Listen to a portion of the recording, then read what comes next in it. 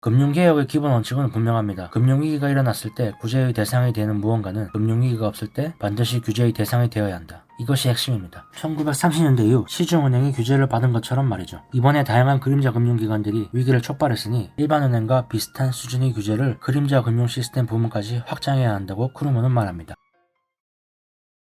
네, 안녕하세요. 개미가 미래당입니다. 오늘 읽어볼 책은 불황의 경제학이라는 책입니다. 저자는 폴 크루먼으로 2008년 노벨 경제학상 수상자이며 불황을 연구한 경제학자로 유명합니다. 폴 크루먼이 이 책을 집필한 시기는 2008년 금융위기 직후로 더 과거에 발생한 경제위기들을 짚어보며 경제위기는 왜 일어났으며 우리가 얻어야 할 교훈은 무엇인가를 말하고 당시의 경제 후퇴 상황을 어떻게 헤쳐나가야 하는지에 대한 대책을 제시하고 있습니다. 코로나 팬데믹이라는 상황을 맞은 직후 전쟁과 물가 상승이라는 현재의 세계 경제 상황에 대한 교훈도 있을 것 같아 이 책을 가져왔습니다. 챕터 1. 문제는 해결되었습니다. 2003년 시카고 대학교의 경제학 교수이자 1995년 노벨 경제학상 수상자인 로버트 루커스는 경제 공황을 예방하기 위한 핵심 문제는 모두 해결되었습니다.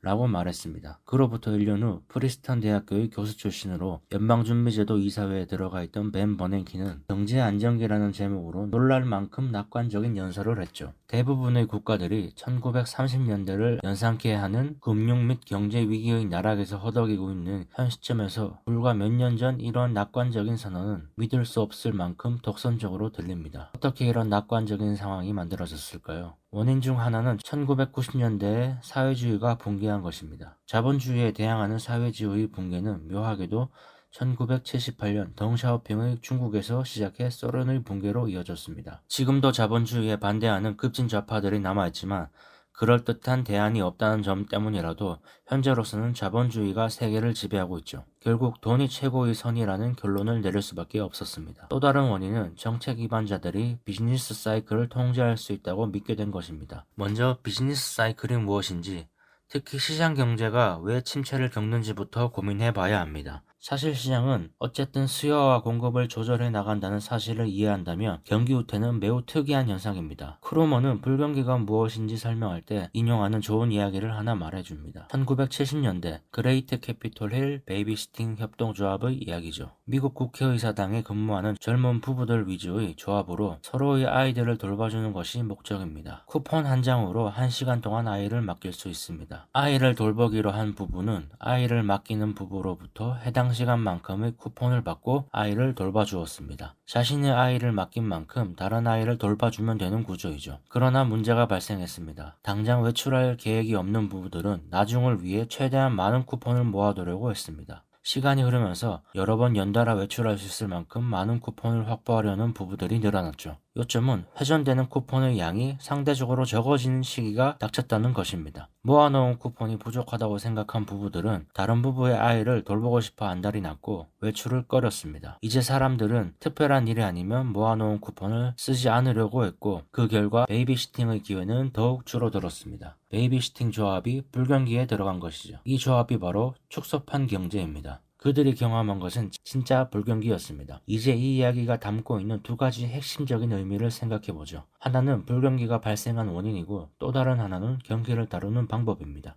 먼저 조합이 왜 불경기에 들어섰는지 알아봅시다. 여기서 중요한 것은 조합원들이 아이를 돌보는 일을 제대로 하지 못해서 이렇게 된 것이 아니라는 점입니다. 문제는 조합의 생산 능력이 아니라 단순히 유효 수요의 부족에 있었죠. 현금, 즉 쿠폰을 모으는 일에만 집중하면서 실제 재화, 아이를 맡기는 일이 감소한 것입니다. 여기서 우리가 얻을 수 있는 교훈은 비즈니스 사이클상의 불황은 한 경제의 근본적인 강점이나 약점과는 아무런 상관이 없을 수도 있다는 겁니다. 다시 말하면 튼튼한 경제라도 나쁜 일이 일어날 수 있다는 이야기죠. 그렇다면 해결책은 무엇일까요? 이들은 쉬운 해결책이 있다는 사실을 인정하려 들지 않았지만 결국에는 경제학자들의 의견에 따라 쿠폰의 공급량을 늘리는 조치를 취했습니다. 결과는 신기에 가까웠죠. 쿠폰 보유량이 늘어남에 따라 부부들은 좀 더 자주 외출했고 이로 인해 다른 부부들의 아이를 돌볼 기회도 많아졌습니다. 이는 다시 조합원의 외출 빈도 증가와 베이비시팅 기회의 확대로 이어졌습니다. 즉 베이비시팅 총 생산 수치가 치솟은 것입니다. 이것은 조합원들의 보육기술의 향상 때문도 아니고 근본적인 개혁을 했기 때문도 아닙니다. 단순히 통화 혼란이 바로잡혔기 때문이죠. 다시 말해 단순히 돈을 찍어내기만 해도 불황과 맞서 싸울 수 있다는 이야기입니다. 아무리 작은 나라라도 이 조합보다는 크고 복잡하겠지만 근본적으로 작은 세계와 다름이 없습니다. 불황은 보통 대다수의 대중이 현금을 쌓아둘 때, 다시 말해 투자보다 저축을 많이 할 때의 문제이며 이는 더 많은 쿠폰 발행으로 해결할 수 있습니다. 쿠폰 발행지는 중앙은행이죠. 이 사실을 안 중앙은행들은 경제관리 요령을 터득한 듯 했습니다. 그리고 그 공은 앨런 그리스펀을 비롯한 통화관리자들에게 돌아갔죠. 기술 발전도 낙관론에 큰 역할을 했습니다. 1990년대가 되면서 정보 산업이 미국의 분위기를 완전히 바꾸어 놓은 것이죠. 헨리 포드 이후 사라졌던 영웅적인 사업가가 멋진 신제품을 만들어 마땅히 백만장자가 된다는 신화가 되살아난 것입니다. 더불어 부가 미덕의 산물이라는 개념도 화려하게 부활했죠. 그러나 경제적 낙관주의를 무엇보다 부채질한 것은 번영의 확산, 바로 세계화의 물결입니다. 희망이 없다고 평가받던 나라에게까지 번영이 흘러들었던 것이죠. 낮은 관세와 통신기술, 저렴한 수송의 출현으로 기술과 자본이 고임금에서 저임금 국가로 이전했고 결국 개발도상국들의 수출이 증가했습니다. 새로운 수출 산업이 자리 잡은 나라에서는 국민들의 생활 수준이 뚜렷하게 향상되었죠. 한국과 대만 같은 나라에선 평균 임금이 거의 선진국 수준에 근접했습니다. 이러한 발전은 선의를 가진 선진국 사람들이 도움을 주었기 때문도 가난한 나라의 정부가 자비로운 정책을 베푼 결과도 아니었습니다. 이러한 발전은 냉혹한 다국적 기업과 탐욕스러운 현지 기업들이 움직임이 나온 결과였다고 폴 크루먼은 말합니다. 그들의 관심은 오로지 싼 노동력을 통한 이윤 추구였기 때문이죠. 그들의 동기야 어찌됐든 수억 명의 사람이 극빈 상태에서 벗어났습니다. 결국 사회주의 붕괴, 돈을 찍어내는 것으로 경기를 다룰 수 있다는 믿음, 기술 발전과 세계화의 물결을 통한 경제성장은 자본주의에 다시 한번 정당성과 신뢰를 주었으며 정책 이반자들과 학자들에게 낙관론을 전념시켰습니다. 그러나 언제나 그렇듯 재난을 예언하는 자들도 있었습니다. 챕터 2. 경고를 무시하다. 라틴 아메리카의 위기. 여기서부터 이제 과거의 위기에 대해서 나옵니다.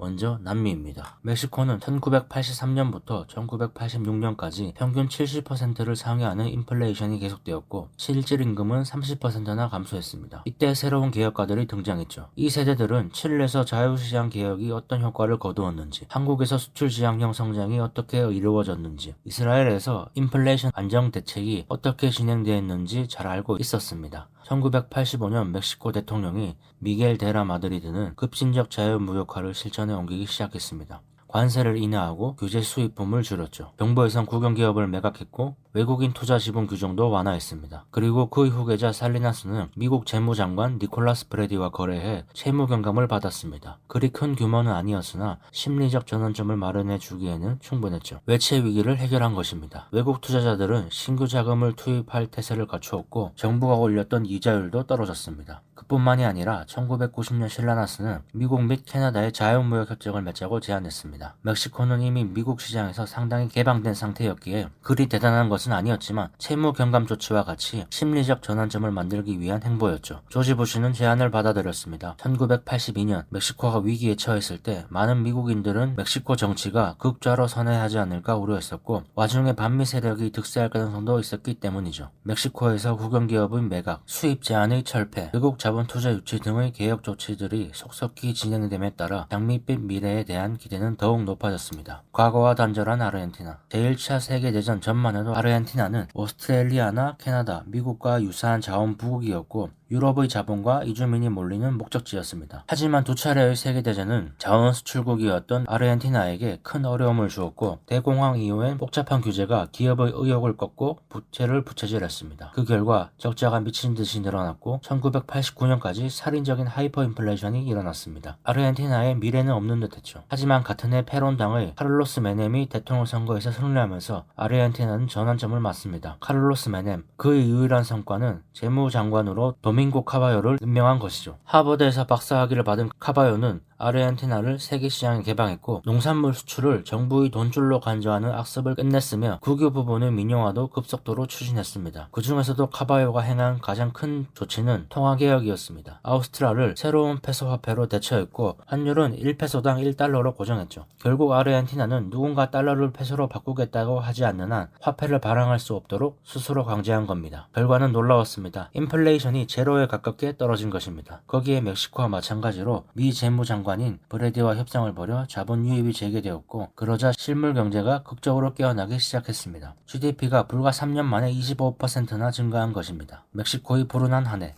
멕시코와 아르헨티나 모두 자유시장 경제를 받아들이면서 경제가 안정을 찾기 시작했습니다. 하지만 멕시코와 아르헨티나에는 통화가치의 과대평가와 무역수지 적자 같은 불안한 요소들이 있었습니다. 그러나 그 중에서도 가장 큰 의문은 도대체 언제 성장하는가 하는 의문이죠. 1981년에서 1989년 멕시코 경제는 연평균 1.8%밖에 성장하지 못했습니다. 이는 인구 증가율에 한참 못 미치는 수치였고, 멕시코의 기적이라고 불리는 1990년대에서 1994년까지는 연 2.8% 성장을 보였죠. 인구 증가율을 간신히 웃도는 수준이었습니다. 몇몇 전문가는 페소와의 가치에 문제가 있다고 주장했습니다. 지나치게 강한 통화 때문에 멕시코 상품이 세계시장 경제에서 경쟁력을 잃은 것이며, 정부가 페소화를 평가절하하면 경제가 다시 움직일 수 있다고 했죠. 멕시코 정부는 이러한 주장을 무시했습니다. 하지만 정부의 기대와는 다르게 문제가 생기기 시작했습니다. 1994년이 되자 치아파스주에서 농민 봉기가 일어났고, 실레나스의 후계자인 도날도 콜로시가 암살당했죠. 암살은 이 나라의 마야왕 같은 어둠의 세력이 강력한 개혁가가 권좌에 오르는 것을 원하지 않는다는 것을 의미했습니다. 그를 대신해 지명된 후보자 에르네스토 세디오는 대중의 환심을 사려 노력했고, 흥청망청 포퓰리즘 잔치가 일어났습니다. 덕분에 세디오는 선거에서 이겼지만 그 과정에서 발행된 페소는 달러로 바뀌어 유출되어 외화 보유고의 감소로 이어졌죠. 데킬라 위기. 1994년 12월 외화 보유고의 꾸준한 유출에 처한 멕시코 당국은 결국 멕시코 화폐의 평가 절하를 선택했습니다만 일이 서툴렀습니다. 통화 평가 절하는 경제학자들이 제안한 수준의 절반 정도인 15%에 그쳤는데, 이런 정부의 행동은 신뢰를 주지 못했고 자본 유출은 계속되었죠. 가장 심각한 문제는 정부 자체의 예산이었습니다. 신뢰도가 떨어진 탓에 장기 채권을 팔지 못하고 단기 부채만 떠안게 된 멕시코는 투자자들에게 75%의 이자를 지불해야 했습니다. 정부 재정 위기는 곧 민간 부분으로 퍼져나갔고, 수천 개의 기업이 파산했고 수십만 명이 실업자가 되었죠. 데킬라 위기는 멕시코로만 끝나지 않았습니다. 다른 나라, 특히 아르헨티나가 심각했죠. 외국인 투자자들은 아르헨티나 페소도 투매하기 시작했습니다. 그들에겐 남미의 다른 나라들은 비슷하게 위험해 보였기 때문이죠. 그 결과 신용경색이 이어졌고, 멕시코와 아르헨티나는 공포에 휩싸였습니다. 두 나라의 개혁 실험은 이렇게 끝나는 듯 했죠. 위대한 규제 프로그램, 라틴 아메리카는 당장 달러가 필요했습니다. 다행히 미국은 외환안전기금과 여타의 재원으로 긴급히 조성한 500억 달러라는 거액을 멕시코에 대출 지원금으로 제공했습니다. 아르헨티나는 세계은행을 통해 120억 달러를 지원받았죠. 1995년 말 멕시코와 아르헨티나는 모두 급속한 회복세를 보였습니다. 대부분의 사람들이 우려했던 것보다 위기는 빨리 지나갔죠. 엉뚱한 교훈을 배우다. 라틴 아메리카의 위기에서 명확한 교훈을 얻은 사람은 거의 없었습니다. 대부분의 사람들이 이 위기가 멕시코 특유의 정치 경제 때문이라고 생각했습니다. 즉, 멕시코였기 때문에 일어난 일이라고 생각한 것이죠. 아르헨티나의 상황에도 크게 주목하지 않았습니다. 한 나라의 경제 위기가 다른 나라에 전염될 수 있다는 사실에 주목하지 않은 것이죠. 또 그들은 국제통화기금과 미국 재무부가 금융위기마저 통제할 수 있는 능력을 갖고 있다고 생각하게 되었습니다. 그러나 데킬라 위기 14년 후 미국을 비롯한 많은 국가에서 데킬라 위기와 비슷한 금융위기를 겪기 시작했습니다. 라틴 아메리카 위기에서 엉뚱한 교훈을 배웠음이 분명해졌죠. 우리는 사소한 정책 실수를 엄청난 경제 재앙으로 전환하는 메커니즘이 있음을 눈치챘어야 했고, 국제통화기금과 미 재무부를 너무 깊이 신뢰해서도 안 됐었다고 크루먼은 말합니다. 데킬라 위기는 미국과 멕시코의 특별한 이해관계 때문이었죠. 따라서 다음에 또 위기가 닥쳤을 때도 자금이 빠르고 쉽게 동원되리라고 장담하기는 어렵습니다. 어쨌든 정책은 성공을 거두었습니다. 그렇지만 경제가 심각한 타격을 받고 난 후에 거둔 성공이었죠. 우리는 아시아 최대의 경제 대국이 이미 심각한 어려움을 겪고 있다는 사실을, 그리고 그들이 자국의 문제를 처리함에 있어 놀랄 정도로 서툴다는 사실을 알아채지 못한 눈뜬 장님이었습니다. 챕터 3. 일본의 함정. 1등 일본. 일본이 1953년부터 1973년까지 이룩한 고성장만큼 놀라운 경제 변화를 경험한 나라는 일찍이 없었습니다. 이러한 일본의 성공 원인에는 두 가지 큰 견해가 있습니다. 첫 번째는 탁월한 기초교육과 높은 저축률이 근거였죠. 두 번째는 일본의 특이한 자본주의에 원인이 있다고 했습니다. 특이한 자본주의라 함은 이런 겁니다. 정부는 유망한 산업에 대해 대출과 수입 면허 권한을 특정 유망한 기업에게 몰아줍니다. 또 기업은 하나의 주거래은행과 지분을 교환하는 방식으로 관계를 맺고 자금을 조달합니다. 그렇게 되면 기업은 다른 외부 주주의 영향력을 덜 받게 되어 단기 수익보다 장기적 계획을 세울 수 있게 되죠. 이러한 특성들, 그러니까 정부와 기업의 유착관계 및 정부가 보증하는 기업의 은행의 신용 사용을 제공하는 이를 정실자본주의라고 불렀습니다. 다시 말하면 일본의 경제성장은 일본의 특이한 자본주의인 정실자본주의 덕분이라는 거죠. 거품과 시련, 그리고 고민.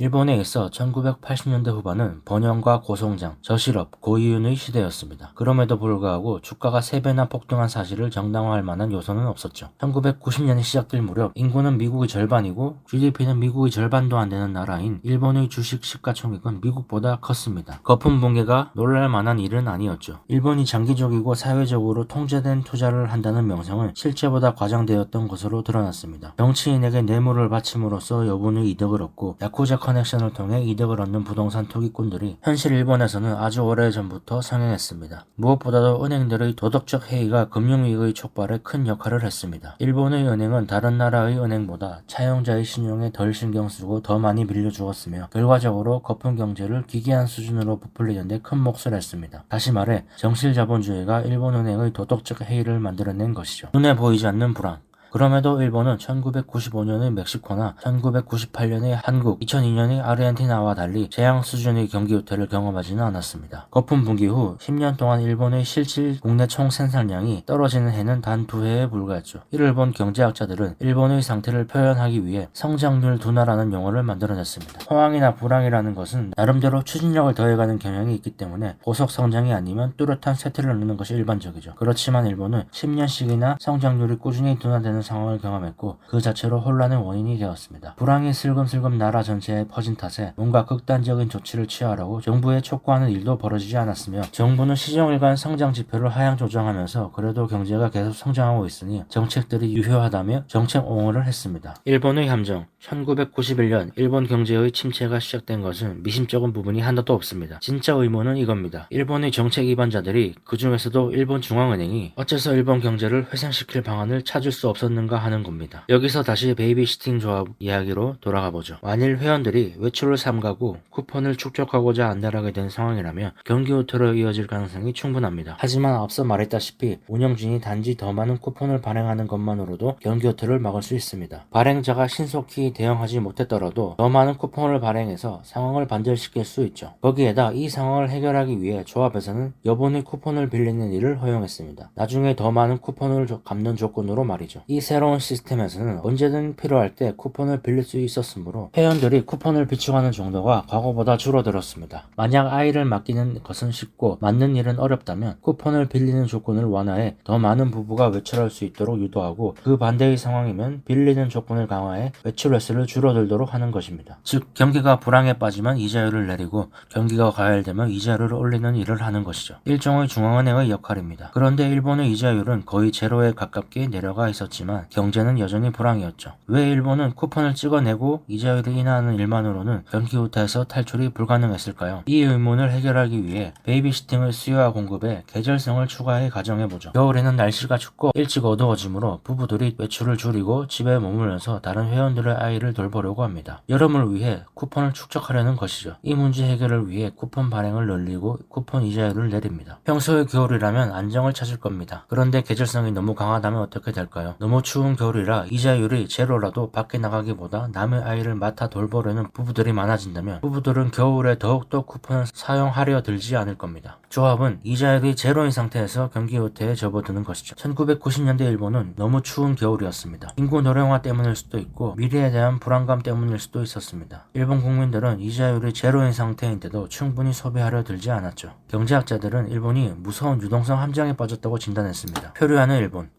일본 정부는 어떤 일을 했어야 했을까요? 경기 후퇴에 대한 표준적 대응은 이자율 인하입니다. 즉 돈을 싸게 빌릴 수 있게 함으로써 투자와 소비를 늘리는 것이죠. 그런데 일본은 이자율을 내리는데 다소 더딘 행보를 보였습니다. 또 일본은 케인스식 고전적인 방법대로 정부가 돈을 빌려 자금을 조성한 다음 공공투자 프로젝트를 수행하여 일자리를 만들었죠. 하지만 적자 지출을 걱정해 충분한 규모를 하지 못했습니다. 게다가 일본의 은행들 역시 거품 시절 부실 대출을 많이 했고 따라서 재정적으로 취약해진 상태였기 때문에 대출을 더 해줄 수 있는 여유도 없었습니다. 다른 대안은 무엇이 있을까요? 유동성 함정이라는 것에서 말입니다. 조합 이야기로 다시 돌아가 보죠. 여름에 대비해 이자율이 제로인 겨울에도 쿠폰을 축적하려는 상황은 겨울철 불경기를 초래합니다. 이자율이 제로인데도 저축만 하는 상황인 거죠. 이러한 상황에서는 겨울에 쌓은 포인트를 여름까지 갖고 가면 가치가 떨어진다는 점을 확신시켜야 합니다. 실제 경제에서 여름에 가치가 떨어지는 쿠폰과 상응하는 것이 무엇일까요? 바로 시간에 비례해 돈의 가치를 하락시키는 인플레이션입니다. 유동성 함정에서 경제를 탈출시킬 수 있는 한 가지 방법은 인플레이션 심리를 조장하는 것이라고 크루먼은 말합니다. 인플레이션을 예상하는 이들은 돈을 비축하려 두지 않기 때문이죠. 실제로 통화정책을 이용해 경기 후퇴와 싸우려면 적절한 수준의 인플레이션이 필요하다는 의견은 오래전부터 존재해왔습니다. 그러나 인플레이션 반대론자들은 물가 안정은 언제나 바람직한 것이며 인플레이션을 부추기는 일은 위험한 사태를 초래할 수 있다는 주장을 폈죠. 일본의 회생, 일본 경제는 2003년을 전후로 회복의 조짐을 보였습니다. 실질적인 인플레이션의 조짐이 없었는데도 말이죠. 주된 이유는 수출 증가였습니다. 2000년대 중반의 미국은 막대한 양의 공업품을 수입함으로 엄청난 무역 적자를 기록했습니다. 그 공업품 중 일부가 일본에서 온 것이었죠. 중국의 성장도 큰 역할을 했습니다. 많은 중국산 제품들이 일제 부품을 사용했기 때문이죠. 다시 말해 결국 미국의 수입 증폭과 중국의 성장이 일본 경제의 회생에 기여한 셈입니다. 그렇지만 일본의 함정 탈출은 여전히 불확정적 상태로 남아 있습니다. 아직도 일본은행은 이자율을 더 내릴 여유가 없었고 만약 이번 침체가 심화되면 일본은 다시 함정에 빠지게 될 것이라고 크루먼은 말합니다. 챕터 4 아시아의 붕괴. 다음은 아시아의 위기가 나옵니다. 투자 붐이 일다. 태국은 1980년 아시아의 기지역에 비교적 늦게 합류했습니다. 1990년대가 흐르는 동안 외부 투자자들이 많이 들어온 거죠. 이 투자자들은 태국의 금융회사를 통해 투자를 했는데 그 경로를 따라가 보면 일본의 한 은행이 태국의 금융회사에 대부를 제공하고 그 금융회사는 외환시장으로 가서 엔화를 바트화로 바꿉니다. 해외에서 더 많은 자금이 들어옴에 따라 신용 팽창이 이루어졌고 이들의 일부는 건설 같은 실제 투자가 이루어졌으나 투기가 더 많았습니다. 이 금융회사들의 정체는 정확히 무엇일까요? 사실 이 회사들은 정상적인 은행이 아니었습니다. 예금자도 별로 없고 투자은행 같은 것도 아니었죠. 이들은 정치적 연고를 바탕으로 한 금융회사로 정부 고위관리의 친척이나 지인이 소유한 경우가 많았습니다. 외국 투자자 입장에선 이러한 금융회사들에 대한 대부분은 공식적인 보증은 전혀 받지 못했지만 관련 있는 정부 관리에게 특별한 보호를 받을 것이라는 기대가 있었죠. 그리고 실제로 위기가 닥쳤을 때 태국의 정부는 이들 금융회사의 돈을 물린 외국 채권자들을 대부분 구제해 주었습니다. 이번엔 금융회사의 소유주인 정치인의 조카 관점에서 보죠. 일이 안 풀려도 크게 걱정할 필요가 없습니다. 장관이 조카의 금융회사를 살릴 방도를 찾을 것이기 때문이죠. 조카는 무사하고 뒤처리는 납세자들이 하는 겁니다. 이와 유사한 일들이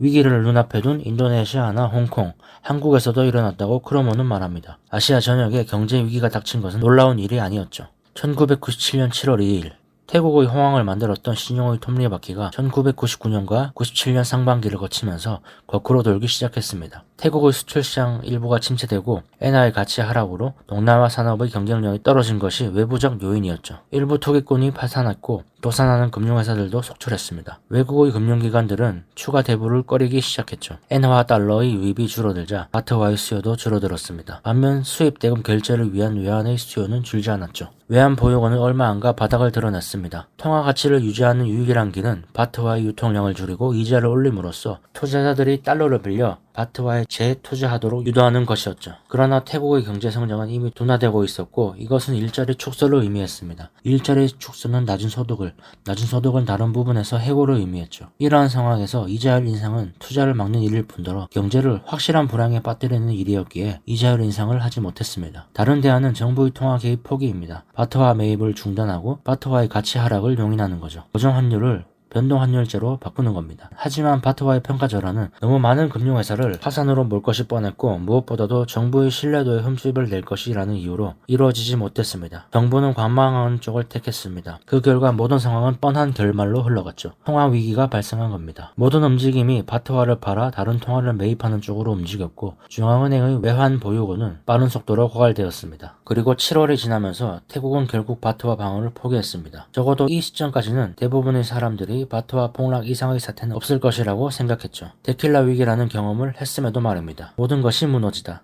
바트화 폭락 이후 아시아를 덮은 경제 위기에 대해 크루먼은 두 가지 질문을 던져봐야 한다고 말합니다. 첫 번째는 이러한 불황이 어떻게 발생했는가? 한 작은 나라에서 일어난 통화 하락이 어떻게 넓은 지역에 걸쳐 투자와 생산의 붕괴를 야기했을까? 두 번째는 각국 정부가 왜 이 재앙을 막지 않았는지 아니면 막을 수 없었는지에 대한 질문입니다. 두 번째 의문에 대한 해답은 시간이 필요하니 다음 장으로 미루고 여기에서는 벌어졌던 일들에 관해서만 살펴보겠습니다. 왜 바토아가 이렇게 폭락했을까? 간단히 말하자면 패닉 때문입니다. 패닉에도 여러 종류가 있는데 패닉이 그저 패닉인 경우가 있습니다. 투자자들이 어떤 뉴스를 듣고 정당한 반응 이상의 비이성적 반응을 보이는 경우이죠. 레이건 대통령이 총에 맞아 부상을 입은 때와 같은 경우입니다. 물론 충격적인 사건이지만 설령 레이건이 사망했다 하더라도 미국 정부의 안정성이나 정책 일관에는 큰 변화가 없었을 것이었죠. 침착한 태도로 달러 투매에 동참하지 않은 사람들은 보상을 받았습니다. 또 다른 패닉은 훨씬 중요한 패닉으로 패닉 자체가 패닉을 정당화하는 경우입니다. 대표적인 예가 뱅크런이죠. 예금자들이 한꺼번에 예금을 찾으려고 몰려들면 은행은 자신의 자산을 팔아야만 하고 결국 파산에 몰리게 됩니다. 이럴 때는 패닉을 버틴 자들이 더 큰 피해를 입죠. 패닉으로 인한 행동이 다시 패닉의 원인이 되는 겁니다. 그러나 뱅크런이 사태의 핵심은 아닙니다. 끔찍한 악순환의 하나의 고리일 뿐이죠. 세 개의 고리 중 어디에서 시작을 해도 좋습니다. 경제에 대한 신뢰 하락에서 시작해보죠. 태국 통화와 경제에 대한 신뢰 하락은 국내외 투자자로 하여금 이 나라에서 돈을 빼고 싶게 만들었습니다. 이는 바트와 가치의 폭락을 일으켰죠. 통화가치 하락을 막는 유일한 길은 이자율을 올려 바트화를 이 악순환에서 벗어나게 하는 것 뿐입니다. 그런데 불행하게도 금융기관이든 일반 기업이든 이자율의 오름에 따라 부채 상환이 더 힘들어질 겁니다. 이자율 상승과 경영실적 악화 그리고 대출 자체가 거의 불가능해진 은행 시스템은 경기 우태를 낳고 다시 수익률 하락과 경영 적자로 이어지죠. 이러한 소식들은 다시 신뢰를 하락시키고 경제는 완전히 쓰러지고 마는 거죠. 그렇다면 태국의 바트화 폭락이 왜 주변국에게 경제적 전염을 일으킨 것일까요? 태국은 말레이시아 제품의 시장이고 말레이시아 역시 태국 제품의 시장이었습니다. 때문에 한쪽이 구매력을 잃으면 이는 기업 실적 악화로 이어지죠. 바트화 폭락으로 태국이 서구에 수출하는 제품 가격이 싸지면서 비슷한 제품을 생산하는 인도네시아의 기업도 같이 가격을 낮출 수밖에 없는 겁니다. 그러나 이것은 직접적인 원인이 아닙니다. 태국은 한국의 제품 경쟁자로서든 한국 상품의 시장으로서든 규모가 훨씬 큰 한국 경제를 엇나가게 할 요인이 될 수는 없었죠. 좀 더 직접적인 원인이 있습니다. 아시아로 들어가는 자금은 신흥시장 펀드를 통해 들어가는 경우가 많은데 이 펀드들은 이 지역을 하나의 덩어리로 보았습니다. 태국에서 나쁜 뉴스가 터지면 신흥시장 펀드에서 돈이 빠져나갔고 그러면 아시아의 모든 나라에서 자금이 인출되는 거죠. 투자자들이 아시아를 선호한 이유는 아시아의 기적을 공유하고 싶었기 때문인데 한 나라의 믿음이 흔들리자 다른 나라에 대한 믿음도 흔들린 겁니다. 간단히 말하면 태국의 위기를 본 외국인 투자자들이 태국뿐만 아니라 아시아 전체에 투자한 자금을 동시에 회수했기 때문에 태국의 위기가 아시아의 위기로 번졌다는 말이죠. 외국인 투자자들에게 아시아 나라들이 상품에 밀접한 관계를 맺지 않고 있다는 사실은 중요하지 않았습니다. 투자자들이 머릿속에 서로 연결된 나라라는 점이 중요했죠. 투자자들은 한 아시아의 위기를 다른 아시아의 국가에 대한 위기로 간주했습니다. 그리고 그들은 아시아 전체에서 자금을 인출했죠. 결국 사실과는 관계없이 그들의 생각이 행동으로 옮겨짐으로써 그들의 생각은 현실화된 겁니다. 앞서 말한 패닉에서 두 번째의 경우에 자기 입증형 패닉이 일어난 것이죠. 다시 말하면 아시아 경제 위기의 원인은 아시아 나라들이 자기 입증형 패닉에 취약했기 때문입니다. 자기 입증형 패닉에 취약한 나라라면 투자자들의 믿음이 패닉을 실현시키는 결과를 만들어낸다고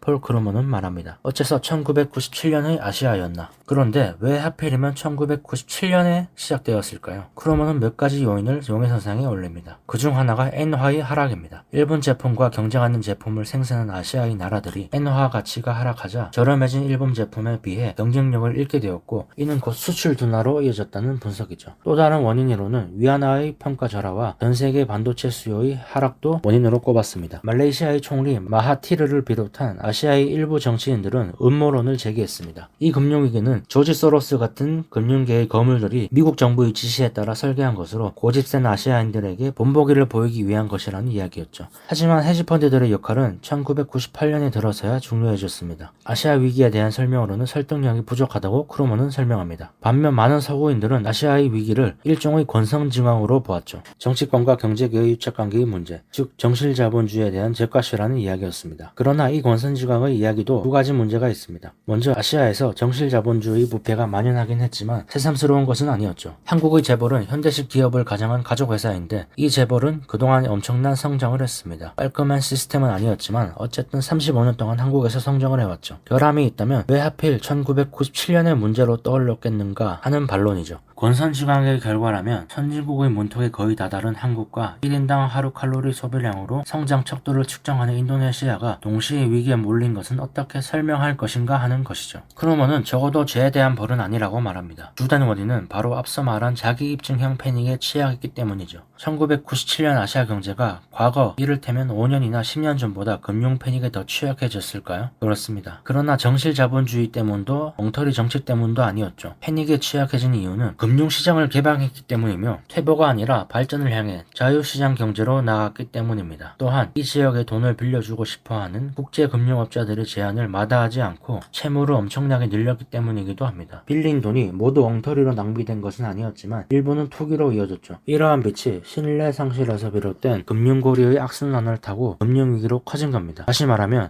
왜 97년인가에 대한 답은 바로 달러 채무가 많아졌기 때문이라는 거죠. 즉 아시아는 과거와 달리 달러 빚이 많아졌고 때문에 자기 입증형 패닉에 취약했기에 경제위기가 온 겁니다. 더 본질적인 질문. 그러면은 이번 장의 일부 내용은 분명 논증의 여지가 있으리라고 합니다. 확실한 결론에 이르기까지 수십 년이 걸릴지도 모르죠. 하지만 정말로 중요한 논증은 정책과 관련한 겁니다. 정부는 왜 피해 범위를 한정시키지 못했을까요? 챕터 5. 부적절한 정책. 1930년 12월 당시 케인스는 일반 대중들에게 불황의 원인을 설명하려 노력했습니다. 그는 발전기가 고장났습니다 라고 단언했죠. 경제 엔진이 혼자 힘으로는 다시 돌지 않을 테니 정부가 나서서 재시동을 걸어주어야 한다는 의미였습니다. 경기 후퇴를 막기 위한 정부의 이자율 인하 또는 재정 적자폭 확대 같은 거시경제적 개입은 자유시장 경제의 안정성을 유지하고 안정고용도 일부 담보할 수 있다는 확신에서 나온 말이었습니다. 이를 케인스 계약이라고 부르죠. 미국을 비롯한 대부분의 선진국에서 이 계약은 여전히 유효합니다. 경기가 침체되면 이자율을 내려 경제를 회생시키는 조치 말이죠. 필요하다면 대통령과 의회가 세금은 낮추고 지출은 늘릴 겁니다. 그러나 아시아의 금융위기가 닥쳤을 때 이 나라들이 해놓은 대책은 불황기의 미국의 그것과는 정반대였습니다. 정부의 긴축 재정은 전반적인 추세였고 이자율은 때때로 가혹하다 싶을 만큼 올라갔죠. 아시아의 각국의 정책 결정자들이 어리석어서 그런 것이 아닙니다. 위기가 닥치자 그들은 자국 정책의 상당 부분이 국제통화기금과 미국 재무부의 관리 감독 아래에서 움직일 수밖에 없다는 사실을 깨달았기 때문이죠. 잠시 호주를 보겠습니다. 아시아 금융위기 당시 호주의 주요 수출 시장은 일본과 아시아의 국가들이었기 때문에 호주 달러는 미화 80센트에서 60센트로 떨어졌습니다. 하지만 단기간을 제외하고 호주 정부는 외환시장에서 호주 달러를 사들이거나 이자율을 올리는 등 자국 통화를 방어하기 위한 노력을 하지 않았죠. 호주 달러의 가치가 떨어지자 호주를 건실한 경제를 가진 곳이라고 생각한 투자자들이 호주 달러 가치 하락을 호주에 투자할 좋은 기회로 여겼기 때문입니다. 호주는 주변국들의 재앙에 휩쓸리지 않았는데 한국은 왜 그러지 못했을까요? 신뢰의 게임.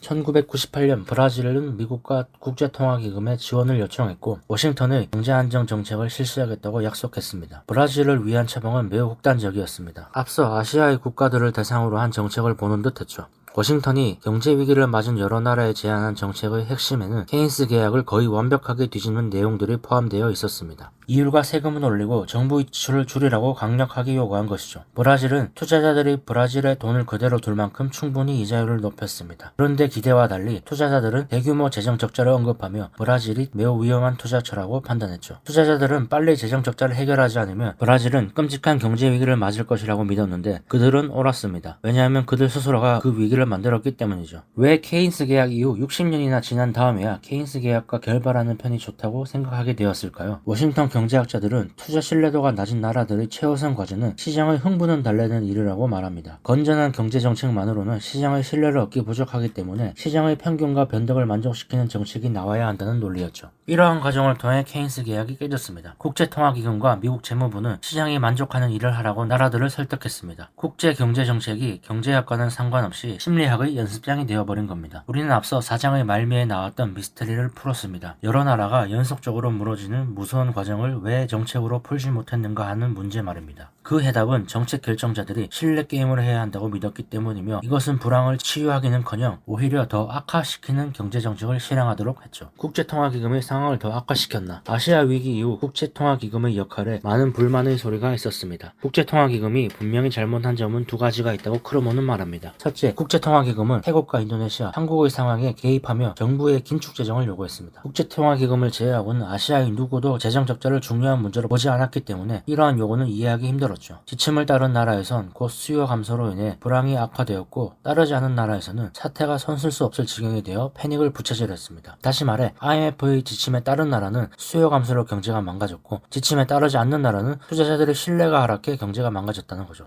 두 번째 잘못은 IMF가 돈을 빌려주는 조건으로 구조조정을 요구했다는 겁니다. 부실은행 퇴출이 금융위기에 대한 적절한 대응인가에 대한 점은 논란의 여지가 있으니 그렇다 치더라도 다른 개혁, 예를 들어 인도네시아의 대통령 족벌에게 특혜성 독점을 주는 관행을 폐지하라고 요구한 점은 국제통화기금 권한 밖이라고 크루먼은 말합니다. 독점이 나쁜 것이고 정실자본주의 표본이기는 했지만 그것이 루피아 투매와 무슨 관련이 있냐는 거죠. IMF는 이것은 다 신뢰를 회복하는 과정이라고 설명했습니다. 각국의 정부가 스스로에게 고통을 가함으로써 진지함을 보여야 한다는 견해와 다를 바 없는 설명이죠. 이러한 고통들이 당면한 문제와 직접적 연관이 있는가 하는 것은 상관없었습니다. 오직 그렇게 해야만 시장의 신뢰를 회복할 수 있다는 논리였죠. 크루먼은 이러한 IMF의 생각이 틀렸다고 말합니다. IMF는 구제 중에 중요한 두 가지를 망쳐버렸기 때문이죠. 바로 이자율과 환율입니다. IMF가 한 일은 다음과 같습니다. 각국의 통화 가치를 방어하려고 하지는 않고 대신 이자율을 올리라고 했는데 투자자들을 묶어두려는 시도였죠. 이에 하버드의 제프리 삭스는 아시아의 국가들도 호주처럼 행동할 수 있고 또 그래야만 한다고 말합니다. 통화 가치가 투자자들의 눈에 싸게 보일 때까지 하락하도록 내버려 두어야 하며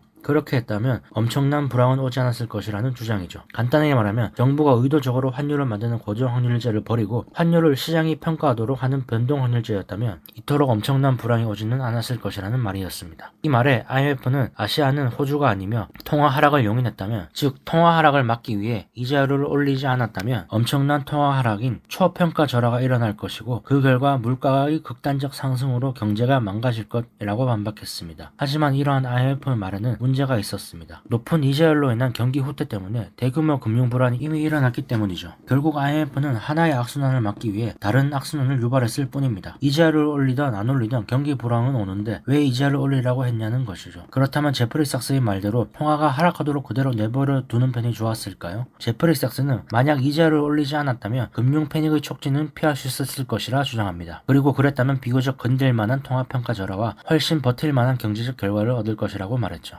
이자를 올리면 기업들이 경영 악화를 통해 불황이 오고 환율이 상승합니다. 이자율을 유지하면 투자자들이 신뢰를 잃어 환율을 오르고 이는 또 불황으로 이어집니다. 이자율을 올리든 안 올리든 불황으로는 이어진다는 거죠. 어쨌든 결론은 선택의 여지가 많은 겁니다. IMF가 탈출구를 제공하지는 못했으나 사태가 악화된 것은 사실 누구의 잘못도 아니었습니다. 물론 그렇다고 악당이 전혀 없다는 말은 아니죠. 정리하자면 여기까지의 내용은 과거 발생한 경제위기의 원인과 대응을 알아본 겁니다. 경제위기를 맞을 때 교과서적인 대응은 금리를 내리고 정부가 재정 지출을 늘려 투자를 하는 것인데 일본에선 불황이 너무 오래 지속되어 제로 금리로도 경기를 살리지 못했고 달러 빚이 많고 자기 입증형 패닉에 취약한 남미나 아시아의 다른 나라들 경우엔 투자자들의 신뢰를 얻는 것이 더 중요하다고 생각했기 때문에 이자율 인하와 같은 대응을 하지 못했다고 책이 나옵니다. 대신 IMF의 권고에 따라 이자율을 인상하고 정부 재정을 긴축했는데 그럼에도 투자자들은 빠져나갔고 그 결과 더욱 큰 경제 위기를 경험하게 되었다고 하죠. 다음 장에는 헤지펀드에 대해서 나옵니다. 헤지펀드들은 악당일까요? 챕터 6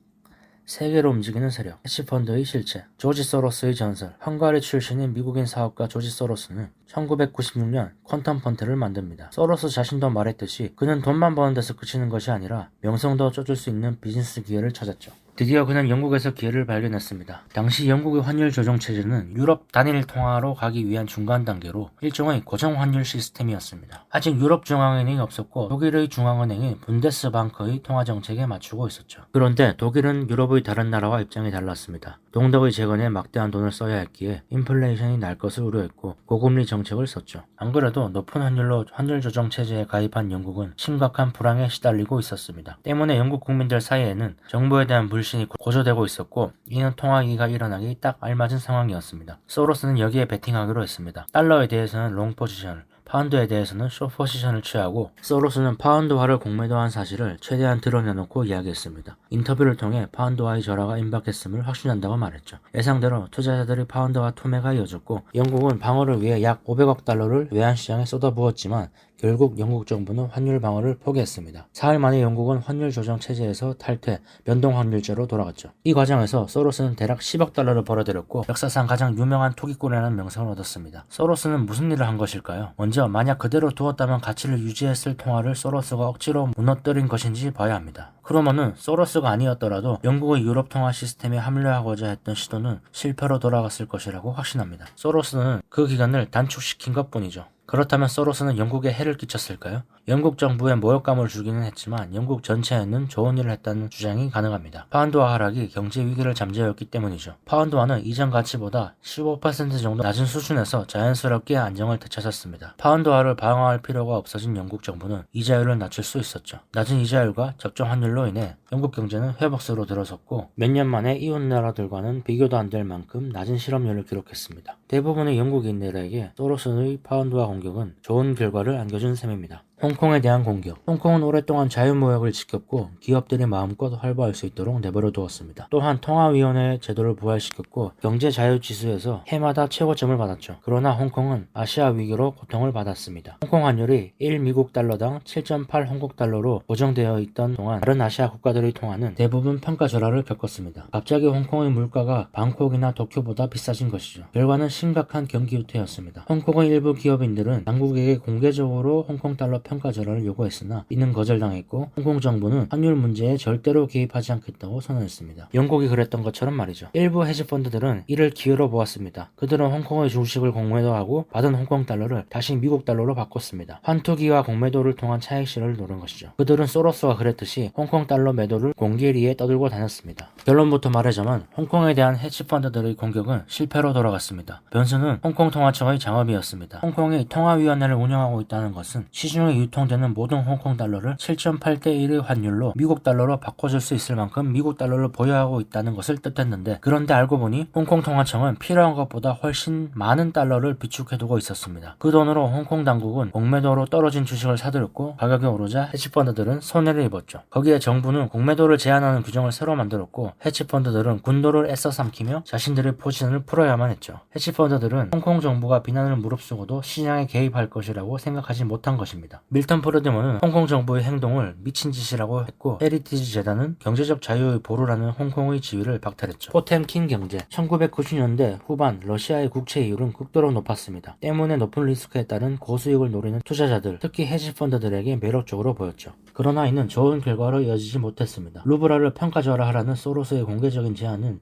루브라 토매를 불러일으켰고 러시아는 생각보다 빨리 모라토리엄을 선언했습니다. 하지만 서방 사회는 아무런 구제책도 내놓지 않았죠. 러시아의 금융 붕괴가 마치 전 세계를 침몰시킬 듯 위협적이었고 헤지펀드들은 연쇄 부도의 위기에 처했습니다. 1998년의 패닉. 다행히 미국의 연방준비제도는 뜻밖의 일을 했습니다. 가장 큰 손실을 본 헤지펀드인 롱텀 캐피털 매니지먼트를 구해준 것이죠. 롱텀 캐피털 매니지먼트는 말 그대로 매머드급 플레이였기 때문에 이 회사가 파산해서 그들의 포지션이 정리된다면 패닉 상황은 불가항력이었습니다. 연준이 롱텀 캐피털을 구하면서 파국은 면했지만 그럼에도 위기 극복은 힘들어 보였습니다. 9월 연방준비제도 이사회에서 이자율을 0.5% 내린다는 결정이 나왔지만 시장은 인하율에 실망했고 사람들은 과거 대공황의 뱅크런을 떠올리기 시작했죠. 하지만 연준은 한 가지 비장의 무기를 감추고 있었습니다. 필요한 경우 언제든지 이자를 추가로 내릴 수 있는 권한을 앨런 그린스펀 의장에게 부여한 것이죠. 그린스펀은 이 권한을 사용해 시장을 놀라게 만들었습니다. 다음 회의에서 0.25%를 내렸고 공포감은 안도감으로 바뀌었죠. 1998년 말이 되자 주식시장은 연일 최고가를 경신했습니다. 여기서 우리가 알아야 할 것이 있습니다. 크루먼은 위기의 정점에서 이자율 인하는 사실 별 의미 없는 일이라고 합니다. 아무도 돈을 빌릴 수 없는 상황에서 이자율이 무슨 상관이 있겠는가 하는 것이죠. 그렇다면 왜 시장은 안도하였을까요? 크루먼은 그린스펀의 모습이 마치 군대의 선두에서 말을 몰고 돌진해 나가는 장군의 모습 같았기 때문이라고 말합니다. 한마디로 시장에 신뢰감을 주었기 때문이라는 거죠. 그러면서 다음번에도 이 같은 방식의 통화이라고 기대하는 것은 무리라고 말하죠. 그린스펀의 고문 가운데 한 사람은 이러한 과신, 즉 어떤 위기가 닥쳐도 연준이 경제와 시장을 구해줄 것이라는 믿음은 새로운 형태의 도덕적 해이를 야기한다고 말했습니다. 그리고 그것은 2008년 위기가 닥쳤을 때 여실히 드러났죠. 다음 장에선 앨런 그린스펀의 전설과 사태가 끝나기 시작한 과정을 살펴봅니다. 챕터 7. 그린스펀의 거품. 앨런 그린스펀은 1987년부터 2006년까지 무려 18년 넘게 연방준비제도 이사회의 의장을 지냈습니다. 1999년 타임지에서는 그는 세계구원위원회의 위원장이자 대표자이며 고문이었다고 말했죠. 임기 막바지에 연방의회에 출석한 그린스펀은 마치 통화의 구세주라도 되는 양 커다란 환영을 받았습니다. 그리고 3년 후 그린스펀의 명성은 땅에 떨어졌죠. 그린스펀의 시대. 그린스펀은 어떻게 이토록 전설적인 인물이 되었을까요? 크루먼은 그가 좋은 시절에 연준 의장을 지냈기 때문이라고 말합니다. 말합니다. 1970년대와 80년대 초반은 험악한 시기로 인플레이션과 실업률이 두 자릿수로 올라오면서 대공황 이후 최악의 경기 후퇴가 찾아온 반면 그린스펀의 시대는 인플레이션과 실업률이 낮았죠. 이 인플레이션을 통제한 장본인은 그린스펀의 전임자인 폴 볼커였습니다. 폴 볼커의 긴축 통화 정책은 심각한 경기 후퇴라는 부작용이 발생하긴 했지만 결국 인플레이션 심리를 꺾었죠. 볼커가 악역을 맡아준 덕에 그린스펀은 편하게 앉아 과실을 거둘 수 있었다는 말이죠. 또 미국 기업이 정보기술과 전기기술을 사용하는 법을 터득하면서 미국 생산성이 급상승했고 이윤충대와 인플레이션 통제로 이어지면서 좋은 뉴스를 만들어냈습니다. 연준 의장과는 아무런 상관이 없는 일이죠. 미국의 보호자, 연준 의장 최장기 재임자인 맥체스니 마틴 주니어는 연준 의장의 의무는 파티가 한창일 때 칵테일 테이블을 치우는 것이라고 말했습니다. 그러나 그린스펀은 몇 번의 과열을 경고하긴 했지만 이자율을 올리는 등의 방법으로 시장의 열기를 식히지는 않았죠. 로이터 통신은 그린스펀이 마치 자녀들의 파티는 막지는 않지만 시끄러운 소란이 도를 넘으면 조용히 들어와 주의를 주는 보호자의 행동에 비유했습니다. 1990년 초중반 무렵 전통 정권에는 실업률이 5.5% 밑으로 떨어지면 인플레이션에 가속이 붙기 시작한다는 것이었습니다. 그런데 그린스펀은 실업률이 5%에 가까워졌음에도 실제 인플레이션이 닥치기 전까지 조치를 취하려 들지 않았죠. 인플레이션이 증거가 확실히 나타날 때까지 이자율 인상을 미룬 것입니다. 실제로 무엇인가 바뀐 것이 틀림없었습니다. 실업률이 수십 년 동안 최저치를 기록했음에도 인플레이션이 침묵을 지킨 것이죠. 그린스펀의 거품. 이미 말했듯이 그린스펀은 비이성적 과열에 대한 경고만 했을 뿐 어떠한 조치도 취하지 않았습니다. 그가 의장으로 재직하는 동안 증시와 부동산에서 두 번이나 거대한 자산 거품이 일었음에도 말이죠. 먼저 90년대의 주식 거품은 크게 두 가지를 반영한다고 할 수 있습니다. 정보기술에 대한 극도의 낙관주의와 경제가 안정되었다는 느낌이 주가를 놀라운 수준으로 밀어올리는데 작용했다고 크루먼은 말합니다. 바로 닷컴 버블이죠. 주가 상승은 그 자체로 또 다른 주가 상승의 추진력이 되었습니다. 결국 2000년 여름 이후 2년 동안 미국 주식은 평균 40% 하락했습니다. 그러나 곧이어 다른 거품이 부풀러 올랐죠. 크루먼은 1990년대의 주식 거품보다 더 이해하기 힘든 것이 바로 이 주택 거품이라고 말합니다. 주택구입자들은 대출을 받으며 계약금을 거의 또는 전혀 지불하지 않았고 이 미심쩍은 대출은 주로 서브프라임이라는 이름으로 이루어졌습니다. 대부업자들은 왜 대출 기준을 완화했을까요? 첫째는 주택 가격이 계속 오르리라는 믿음이었고 둘째는 대부업자들이 대출의 질을 걱정하지 않았기 때문이었습니다. 서브프라임 모기지의 증권화를 가능케 한 금융혁신은 자산담보부 증권에서 비롯되었는데 채무 불이행 상황에 처해도 우선 변제 지분들의 현금 흐름에 문제가 생길 가능성이 없다고 생각하게 된 것이죠. 등급평가 기관들은 대상의 모기지가 매우 미심쩍음에도 기꺼이 트리플A 등급으로 평가했습니다. 이 채무 불이행이 거의 없는 주택저당 증권들이 높은 수익률을 내자 자금은 계속 주택시장으로 들어갔죠. 자세한 내용은 생략하고 간단하게 정리하자면 주택가격이 계속 오를 것이라 생각한 대출업자들이 부실한 대출을 많이 해주었다는 겁니다. 크루먼을 포함한 일부 경제학자들은 이 거품이 터지면 경제는 심각한 피해를 입을 것이라고 경고했습니다. 그러나 앨런 그린스펀은 주택가격 폭락 가능성은 희박하다고 빈정댔죠. 하지만 실제로는 전국적인 거품이 있었고 이것은 2006년부터 꺼지기 시작했습니다. 거품이 터졌을 때 냉소주의자들은 그린스펀이 그저 주식 거품을 주택 거품으로 대체하여 성공을 거뒀을 뿐이라고 빈정댔습니다. 주식 거품 붕괴 이후에 침체에서 가까스로 경제를 구해냈지만 사실은 운 좋게도 그 시기에 또 다른 거품이 일었던 덕분이라는 거죠. 결국 주택 거품이 터지면서 상상 이상의 결과가 야기되었습니다. 왜 그랬을까요? 왜 주택시장의 거품 붕괴가 금융 시스템 전체의 위기로 커졌을까요? 크루먼은 금융 시스템이 변했기 때문이라고 말합니다. 다음 장에선 크루먼이 말하는 금융 시스템의 변화가 무엇인지 나옵니다. 챕터 8 그림자 금융 은행의 약사 1930년대 초반 경기가 후퇴하면서 상품의 가격이 폭락하고 채무 불행이 줄줄이 이어지면서 1930년과 31년 34년에 뱅크런이 일어났습니다. 여기에 대한 대응으로 더 많은 보호수단을 갖춘 시스템이 만들어졌죠. 글라스 스티글법은 은행을 두 종류로 나눠 예금을 받는 상업은행과 예금을 받지 않는 투자은행으로 구분했습니다. 정부는 상업은행의 리스크 감수 수준을 제한한 대신 그들의 연방준비은행에서 쉽게 대출을 받을 수 있도록 해주었죠. 중요한 것은 그들의 예금이 국고의 보증을 받게 되었다는 사실이었습니다. 투자은행들에 대한 규제는 훨씬 느슨했는데 왜냐하면 비예금 기관으로서 뱅크런에 처할 위험이 없다고 간주되었기 때문이죠. 이 새로운 시스템은 거의 70년 동안 금융위기를 막아냈습니다. 그림자 금융 시스템, 은행이란 무엇일까요? 은행의 본질적인 특징은 돈을 맡긴 예금자들에게 언제든 현금을 내어줄 수 있다고 약속하는 것으로 이러한 일을 수행하는 기관이나 장치는 모두 은행입니다. 경매 방식 채권은 1984년 리먼 브러더스가 고안한 제도인데 여기에 투자한 투자자들은 예금보다 높은 이자를 받았고 채권 발행자들은 장기 대출보다 낮은 이자를 지불했죠. 은행 상품에 비해 양자에게 모두 더 이득인 듯 보였습니다. 어떻게 이럴 수 있었을까요? 답은 간단합니다. 일반 은행들은 유동성 준비금, 예금 보험 제도 같은 심한 규제를 받기에 기본적인 비용이 듭니다. 반면에 투자은행들의 경매 방식 채권을 통하면 규제와 비용을 피할 수 있었죠. 다시 말하면 투자은행들이 일반 은행의 영역에 발을 들인 것이라는 말입니다. 그 말인즉 경매 방식 채권 같은 예금자 보험을 받지 못하는 자금이 많아졌다는 말이기도 합니다. 아니나 다를까 한때 총액이 4천억 달러에 달했던 경매 방식 채권 시스템은 2008년 초반에 붕괴하고 말았습니다. 경매 방식 채권 사건은 사실상 전엽성이 강한 일련의 뱅크런인 셈이었죠. 오늘날 비은행 금융기관의 역할을 하는 기관이나 장치를 일반적으로 유사금융 시스템 또는 그림자 금융 시스템이라고 부릅니다. 연방준비제도의 일부로서 예금을 받는 전통적인 은행들은 햇빛 속에서 운영된다고 할 수 있습니다. 정부가 어깨 너머로 감시를 하고 있으니 회계는 투명할 수밖에 없죠. 반면 사실상 은행이라고 할 수 있는 비예금성 금융기관들은 훨씬 모호한 방식으로 운영됩니다. 실제 위기가 닥치기 전까지 그림자 금융 시스템의 영향력을 제대로 파악한 사람은 거의 없었죠. 2008년 6월 티머시 가이트너 뉴욕 연방준비은행 총재는 뉴욕 경제클럽 연설에서 주택 거품 붕괴가 어떻게 금융 시스템에 이토록 큰 손상을 입힐 수 있었는지를 설명했습니다. 그는 유사 금융 시스템 기관들이 제공하는 자금 조달 방식은 장기적 리스크가 높고 비유동적인 데다 예금 보험 등의 안전장치도 갖추지 못했다고 말했죠. 이것이 앞선 장의 끝에서 크루먼이 말한 금융 시스템의 변화입니다. 시스템의 보호를 받지 못하는 투자은행들이 일반은행의 영역에 들어온 것이죠. 이러한 변화로 인해 주택시장 붕괴가 금융 전체의 위기로 번진 겁니다. 결국 경매채권 방식은 사라졌고 5대 투자은행 가운데 베어스턴스와 리만브라더스, 둘은 파산했고 다른 하나인 메릴린치는 전통적 은행인 뱅크 오브 아메리카에 합병되었습니다. 또 미국 정부는 세계 최대의 보험사인 AIG를 사실상 국유화해야 했죠. 이렇게 취약해질 때까지 시스템은 왜 아무것도 하지 않은 것일까요? 악의적 방치.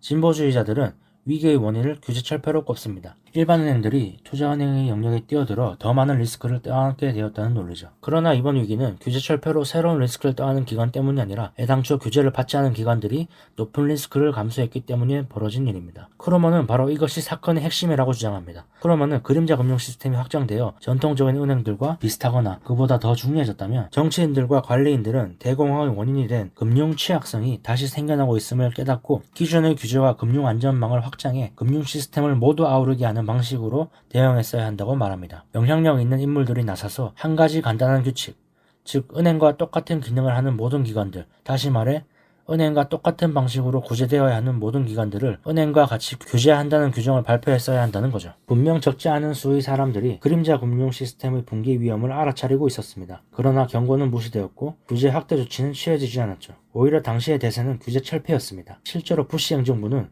서브프라임 모기지를 감시하라는 주정부들의 노력을 막았죠. 한편 그림자 금융 시스템의 취약성을 걱정해야 할 사람들이 오히려 이런 금융 혁신을 찬양하고 있었습니다. 리스크 충격에 대한 금융기관들의 내고력은 강해졌고 금융 시스템의 탄력성도 좋아졌습니다. 2004년 그린스판이 실제로 한 말입니다. 그리고 결국 위기가 찾아왔죠. 이번 장을 간단하게 정리해보자면 이렇습니다. 1930년 대공황의 뱅크런을 예방하기 위해 은행을 예금을 받는 일반은행과 예금을 받지 않는 투자은행으로 나누었고 예금을 받는 일반은행은 나라가 보호해주고 그 대가로 규제를 했습니다. 이는 70년간 금융안전이 일어났지만 시간이 지남에 따라 투자은행들은 모호한 상품으로 일반은행의 영역에 들어왔고 예금자 보호 규정이 없는 이들은 결국 위기를 만들어냈죠. 크루먼은 은행과 같거나 비슷한 일을 하는 기관들은 똑같이 모두 규제의 대상이 되어야 했고 그랬다면 2008년 금융위기는 막을 수 있었다고 주장합니다. 다음 장에선 그 여파에 대해서 나옵니다. 챕터 9.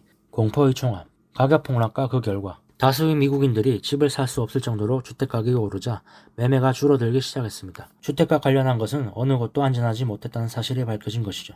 2006년 여름까지 미국의 주택가격은 전국적으로 50% 이상 과대평가되었을 것이고 이는 일부 지역에서 주택가격이 50% 이상도 하락할 수 있다는 것을 의미했습니다. 실제로 2008년 말경 미국 주택 소유자 약 1200만 명이 마이너스 순가에 도달했습니다. 이들은 채무 불이행이나 유질 처분 가능성이 높은 대상이었죠. 그리고 주택가격이 이렇게 대출가치보다 낮으면 대출업자와 투자자도 온전할 수 없습니다. 계산해보면 주택거품의 붕괴는 8조 달러의 부를 없앨 것입니다. 이 중에 약 7조가 주택 소유자들의 손실이었고 1조 달러만이 투자자들의 손실이었죠. 그런데 우리는 이 1조 달러에 집착해야 합니다. 왜냐하면 이것이 바로 그림자 금융 시스템의 붕괴를 촉발했기 때문입니다. 은행 금융의 위기, 그림자 금융 시스템의 기관들 대다수가 예금 보험 등의 보호장치를 갖추지 못했습니다. 따라서 인출세도 즉 뱅크런이 일어났을 때 엄청난 손실을 입었고 이것은 다시 그림자 금융에 대한 신뢰 하락으로 나타났죠. 신뢰 하락은 투자자로 하여금 다시 대부금 회수로 이어지면서 악순환이 일어났습니다. 이것은 1997년과 98년 아시아에서 자기 입증적 금융위기를 만드는 논리와 기본적으로 동일합니다. 레버리지 비율이 높은 투자자들이 손실을 입으면 그들은 더 많은 손실을 야기하는 행동을 취할 수밖에 없고 이러한 상황은 반복된다는 논리 말이죠. 이러한 자기 강화 과정은 실제로 엄청난 횟수의 뱅크런이라는 결과로 이어졌습니다. 이로 인해 1930년대 초 전통적 은행 시스템이 그랬듯이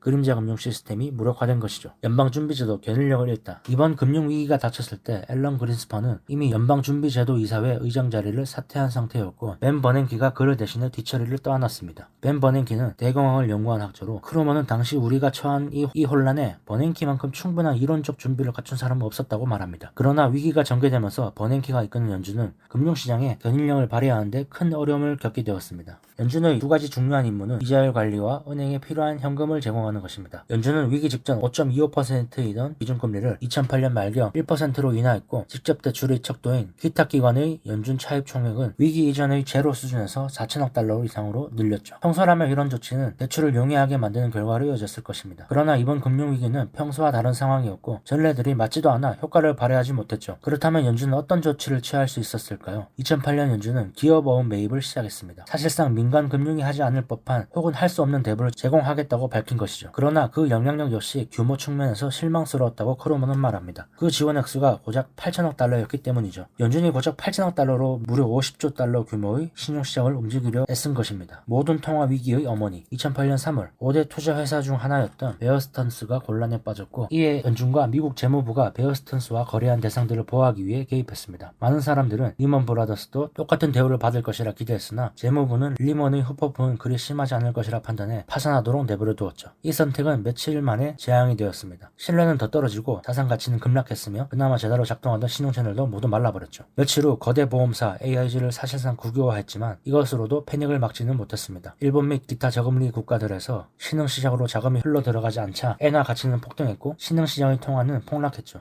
이것은 해치펀드들이 급격히 축소되기 시작했다는 것을 의미하며 해외에서 싸게 돈을 빌리던 신흥시장의 기업 역시 큰 손실에 직면했다는 뜻이었죠. 신흥시장의 정부들은 다시 위기를 겪지 않기 위해 애썼지만 민간 부분의 리스크 때문에 그 노력은 수포로 돌아갔습니다. 결국 미국의 금융위기가 전 세계의 위기로 번진 겁니다. 세계적인 불황, 그렇다면 금융적 위기가 아닌 실물 경제는 어떨까요? 일자리와 임금, 생산에는 어떤 영향을 미칠까요? 주택 거품 붕괴로 인한 주택가격 하락은 건축을 줄어들게 하고 고용에도 영향을 미치며 체감소득이 줄어든 소비자들은 줄을 줄입니다. 이는 다시 기업이익 감소와 투자 감소, 일자리 감소로 이어져 경기 후퇴로 이어지죠. 리먼 파산 이후 심각해진 신용위기와 신흥시장의 위기는 소비심리의 붕괴로 이어졌고 미국과 전 세계는 최악의 경기 후퇴에 들어갔습니다. 하지만 정말 우려되는 것은 정책의 견인력 상실입니다. 폴 볼커 연준 의장은 긴축통화 정책을 통해 인플레이션을 이겨냈고 긴축통화를 풀자 경제는 되살아났습니다. 반면 이번 위기에서는 경제정책 입안자들이 거듭 회생의 노력을 기울였음에도 꼼짝도 하지 않았죠. 1990년대 일본을 떠올리게 합니다. 크루먼은 하지만 그럼에도 불구하고 우리가 공황을 향해 가는 것은 아니라고 생각한다고 합니다. 크루먼은 우리가 불황의 경제학의 범위에 들어섰다고 말합니다. 챕터 10. 돌아온 불황의 경제학. 불황 경제학이란 무엇인가? 불황 경제학이 돌아왔다는 것은 무엇을 의미할까요? 크루먼은 본질적으로 이것은 두 세대 만에 처음으로 경제에서 수요 측면의 실패가 세계 번영에 뚜렷한 당면 제약이 되었다는 것을 의미한다고 말했습니다. 쉽게 말하면 수요 부족이라는 문제에 처한 상황이 불황 경제학입니다. 원칙적으로 총 수요의 부족은 실업이 발생해도 임금과 물가가 급락하면 저절로 치유됩니다. 하지만 현실에서는 경기가 후퇴해도 물가 급락이 일어나지 않는데 그 이유에 대해서는 경제학자들의 의견이 분분하죠. 지금도 많은 경제학자들이 여전히 경기 후퇴를 사소한 쟁점으로 생각하며 기술 발전과 장기적 성장으로 관심을 돌려야 한다고 노골적으로 주장합니다. 물론 이것은 멋지고 중요하고 장기적으로 결정적인 역할을 합니다. 그러나 케인즈가 지적했듯이 장기적으로 보면 어차피 우리는 모두 죽기 마련입니다. 한편 단기적으로 보면 세계는 연이은 위기로 휘청거리고 있죠. 이러한 위기들의 핵심에는 모두 충분한 수요 창출의 문제가 놓여 있습니다. 무엇을 해야 하는가? 비상 상황에 대한 대처. 지금 당장 세계가 필요한 것은 구조작전입니다. 정책 기반자들이 할 수 있는 구조작전은 두 가지, 신용경색 완화와 소비지원입니다. 신용경색 완화는 소비지원보다 더 어려운 과제이지만